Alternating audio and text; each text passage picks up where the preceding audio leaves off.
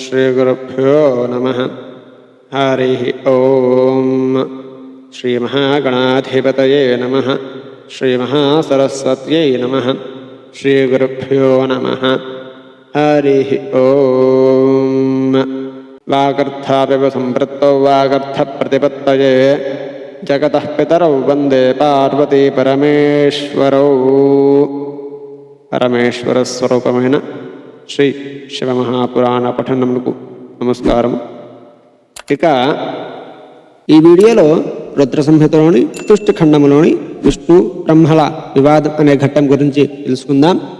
మునుపటి వీడియోలో తెలుసుకున్నట్లుగా విష్ణువు ఆ 24 తత్వాలను ఏకం చేసి దానిని శివుని ఆజ్ఞగా భావించి తన ఆంతర్యంలో ఉంచుకొని పరబ్రహ్మస్వరూపమైన జలము పైన యోగ నిద్ర పరవశుడై నిద్రించడం మొదలుపెట్టాడు. బ్రహ్మగారు నారదునికి చెప్పిన విషయాన్ని సూర్యుడు మహర్షులకి ఇలా చెప్పసాగాడు. ఉల్లారా, నారాయణుడు ఆ విధంగా యోగ నిద్ర పరవశుడు కాగానే శంకర సంకల్పానుసారంగా అతని నాభి నుండి అసంఖ్యాక నళనములు కలిగి అనంతకోటి విస్తీర్ణమైన ఒక మహాపద్మం ఆవిర్భవించింది. అది ప్రాకృత తత్వాలన్నిటితో కూడి ఒక మహాజ్యోతి స్వరూపంగా దివ్య ప్రకాశమానంగా ఉంది. అప్పుడు పరమేశ్వరుడైన శంకరుడు తన దేహం నుండి, తన దేహం యొక్క కుడి భాగము నుండి బ్రహ్మగారిని సృష్టించి తన మాయచే ఆ నాభి పద్మం నుండి ఆవిర్భవింపజేశాడు. 4 ముఖములతో ఎర్రని దేహంతో త్రిపుండ్రాంకిత లలాటంతో ఆవిర్భవించిన హిరణ్య గర్భుడు అనగా ఆ బ్రహ్మగారు మాయామోహితుడై తన జన్మ కారణాన్ని తెలుసుకోలేక సంశయగ్రస్తుడై ఇలా తలపోశాడు. అనగా అతను ఎందుకు పుట్టాడో తెలియక అనుమానంతో ఇలా అంటున్నాడు. నేను ఎవరిని? ఎక్కడి నుండి ఇక్కడికి వచ్చాను? నేను ఎవరి కుమారుణ్ణండి? నా కర్తవ్యం ఏమిటి? అసలు ఈ పద్మం ఎక్కడిది? కమలపత్రాలున్న చోట నా జన్మ కార్యం ఉండకపోడు కదా. అనగా ఈ కమలపత్రాలు ఉన్న చోట నేను జన్మించిన వాడు ఉండకపోడు కదా అని ఆ విధంగా తరచి పితామహుడు ఆ పత్రముల మధ్య 100 సంవత్సరాలు వెతికాడు. దాని ఆదిని తెలుసుకోలేక నాళాల మధ్య ఆ దారిలోని మరొక 100 సంవత్సరాలు సంతోషించాడు. ఇంతలో తపస్సు చెయ్యి అని అంతర్వాణి వినిపించింది. తద్వారా తపశ్చర్యకు పూనుకున్నాడు. ఫలితంగా యోగముద్ర నిద్రాంకితుడైన నారాయణుడు దర్శనమిచ్చాడు. నీవెవరు అని హస్తంతో తట్టి లేపిన హిరణ్య గర్భునితో ఆయన ఇలా అంటున్నాడు. విష్ణువు ఇలా అంటున్నాడు. వత్స, ఓ హితామహ, నీకు స్వాగతం. మహాప్రకాశమానంగా ఉన్నావు నీవు. భయపడకే, నీ కోరికలన్నిటినీ నేను తీరుస్తాను. సృష్టికి మొదటివాణ్ణి నేనే.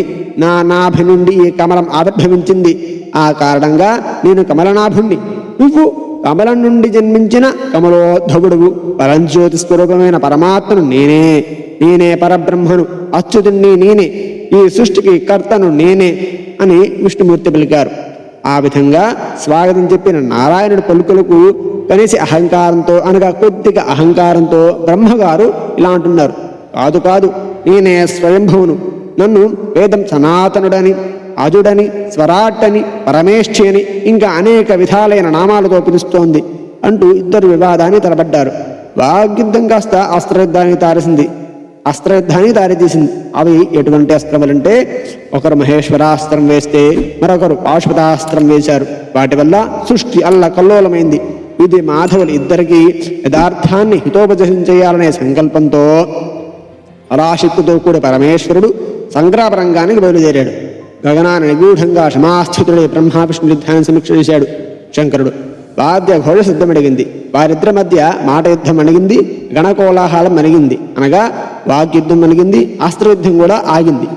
పరస్పర విజిగేషతో బ్రహ్మ విష్ణువులు ప్రయోగించిన మహేశ్వర పాశుపతాస్త్ర దారుణ మరణాగ్ని కీలనచే ముల్లోకాలు అల్లకల్లోలమయ్యాయి.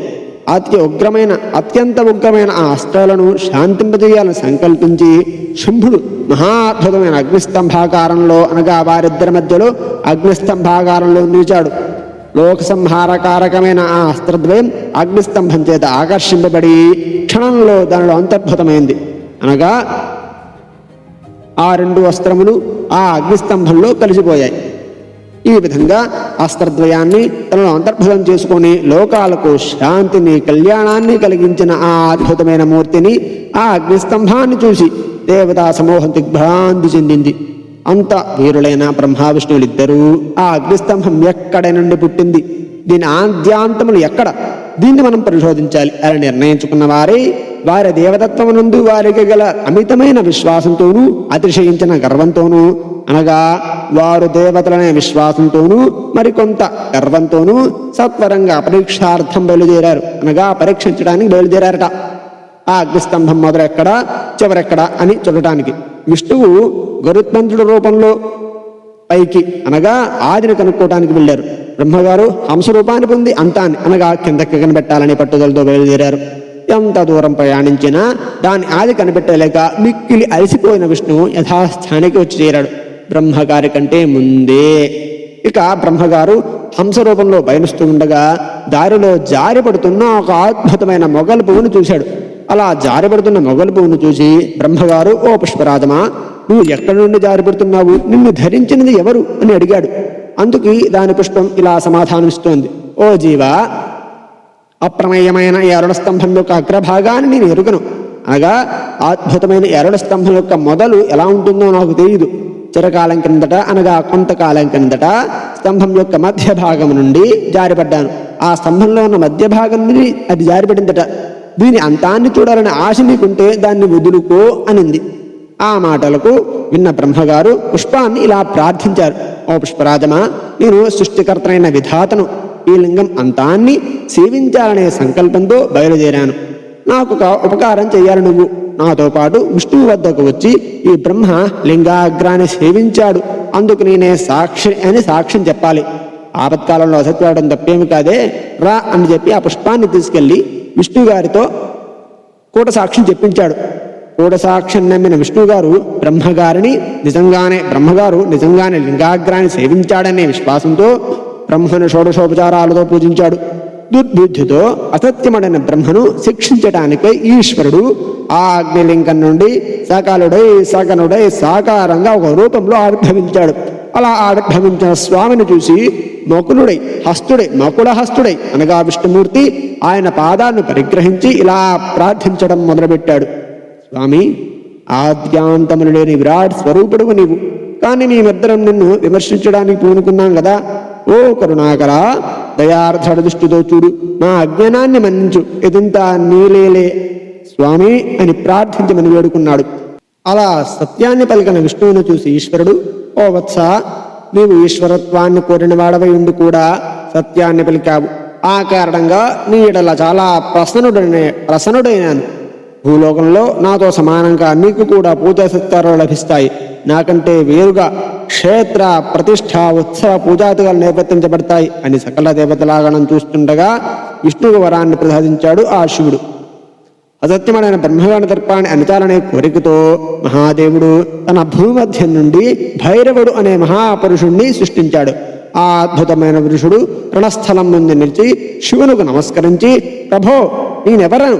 అనామకుడిగా ఉండిపోకుండా నాకు నామకరణ సంస్కారం చేసి ఆయుష్, వర్చస్సు, వ్యవహార సిద్ధిని కల్పించండి, నేను చెయ్యవలసిన కర్తవ్యాన్ని ఆజ్ఞాపించండి అని వేడగా శివుడు ఇలా అన్నాడు, ఓ అపూర్ణ పురుష, నీకు భైరవుడు అనే నామకరణం చేస్తున్నాను. అలాగే ఓ వత్స, ఈ బ్రహ్మ లోకాలకు ఆదిదేవమట, కనుక ఇతడిని వేగంగా నీ నిషిత కరవాలంతో అర్చించు అని అన్నాడు. వెంటనే భైరవుడు శివుడి ఆజ్ఞ మేరకు బ్రహ్మగారి కేశపాశాన్ని గుప్పిడ బంధించి అసత్యమడిన ఆయన పంచముఖాన్ని ఖండించి మెరుపులు కురిపిస్తున్న కరవాలాన్ని అదే వేగంతో త్రిప్పుతూ బ్రహ్మగారి తక్కిన శిరస్సును ఖండించడానికి ప్రయత్నం చేశాడు. ఇంతలో అతడు అనగా బ్రహ్మదేవుడు చాలా లతలా వడికిపోతూ మొదలు నెరిగిన అరటి చెట్టులాగా భైరవుడి పాదాలపై పడ్డాడు.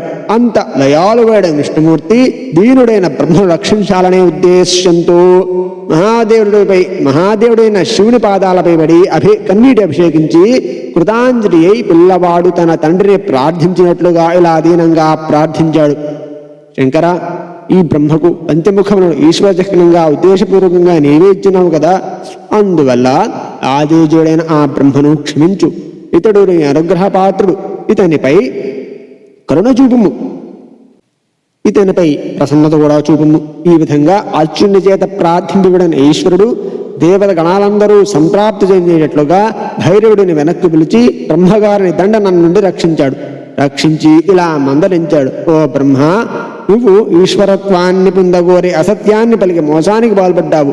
సత్యవ్రతాన్ని విడిచిన నీకు ఈ లోకంలో క్షేత్రము, దేవాలయము, ఉత్సవము, పూజాదులు ఉండవు అని పలికినాడు. అలా పలికి శివుడు కూడా సాక్ష్యం చెప్పిన మొగల పువ్వు వైపు చూసి, ఓసి దుష్టకేతకమా, నువ్వు కూడా సాక్ష్యం చెప్పి మోసం చేశావు. ఇకపై నీకు పూజాదులు ఎందు స్థానం లేకుండుగాక అని శపించగా దేవతలు ఆ పుష్పాన్ని శివుడి సన్నిధి నుండి దూరంగా తీసివేశారు. శివుడు శాపానికి ముఖం మూచుకున్న కేతకి ఆ పుష్పం, ఓ నాథ, నీకు నమస్కారం. నీ ఆజ్ఞచే నా జన్మ నిష్ఫలమైనది. తండ్రి, నా పాపాన్ని క్షమించి నా జన్మను సఫలం చేయండి. తెలిసి గాని తెలియక గాని చేసిన పాపం ఈ నామస్మరణ చేతనే నశిస్తుంది అంటారు కదా, అట్టి నిన్ను నేను దర్శించాను.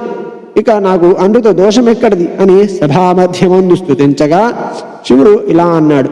ఓ కేతకి, ఈశ్వరుడైన నేను పలికినది విధివాక్యం కావున నిన్ను నేను ధరించను. అంతేకాదు, నువ్వు చేసిన తప్పుకు శిక్షగా నువ్వు ఎప్పుడు ముడుచుకునే ఉంటావు. ఇతర పుష్పముల వలె నీకు వికసించడం ఉండదు. కానీ నీకొక్క వరమిస్తున్నాను. నా భక్తులు నిన్ను ప్రీతితో ధరిస్తారు. నిన్ను మించిన ఆరోగ్యప్రదమైన పుష్పం భూలోకంలో మరేదీ ఉండదు. ఛత్ర రూపంలో నువ్వు నాపై ఎన్నడూ ఉంటావు. అలా అని చెప్పి మహాదేవుడైన ఈశ్వరుడు ఈ విధంగా బ్రహ్మ విష్ణువులను అనుగ్రహించి కేతకీ పుష్పానికి అనగా మొగల పువ్వుకు ఉన్నత స్థానమిచ్చి సర్వదేవతా సమూహం చూస్తుండగా సర్వదేవతా సమూహం స్తుతింపగా సర్వోత్కృష్టుడై విరాజిల్లుతూ ఉన్నాడు పరమేశ్వరుడు. ఇంతటితో బ్రహ్మ విష్ణుల వివాదం అనే ఘట్టం పరిసమాప్తి. రేపటి వీడియోలో శబ్ద బ్రహ్మ అనే ఘట్టం గురించి తెలుసుకుందాం. హరి ఓం దత్సతు.